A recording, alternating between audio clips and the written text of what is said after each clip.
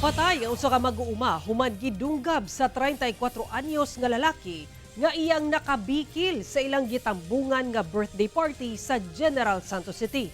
Sospek nadakpan sulod lang matud pa sa 3 ka minutos nga pagresponde sa kapulisan. Atong ibalik si Efren Mamak. Gitabunan na lang sa og abo sa tag-iyas sa usa ka panimalay kini mga dugo sa usa ka lalaki nga mikatag sa tugkaran.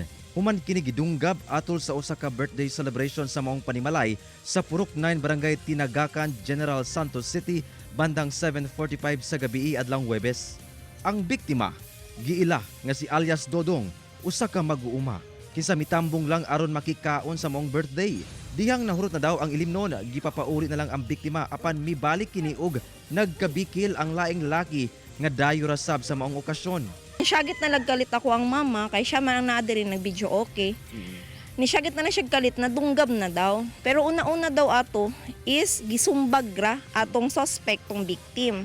Pagkatumba daw ato is nibunat siya kalit og kutsilyo. Mao na to, gidiretso na gidaw niya saksak. Hinuon ang 34 anyos nga suspect nga si alias Albert ang gilayong naaresto sa kapulisan. Kapos mo ko niya. Kasing nato sa kutsilyo, ako ko na kuwan. Moto na ako. Napunit na ko itong kuwan, wakli na ko siya.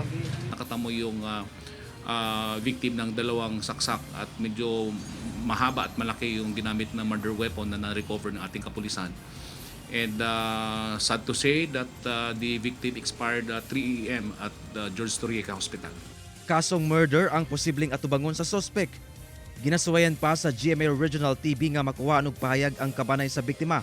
Samtang gidaig sa opisyal sa Police Station 8, Jansan, ang abdik nga pagresponde sa iyang mga pulis kung asa nadakpan ang suspect sulod lang sa 3-minute response time nga direktiba sa bagong Chief PNP. So immediately yung aking personnel na naka-standby sa checkpoint ay agad na nagresponde doon sa nasabing incident. Alinsunod doon sa instruction ng ating butihing Chief PNP doon sa full implementation ng 3-minute response time in urban cities. Kauban si Gary Balantay ug Bong Vicencio, Efren Mamak, 1 Mindanao.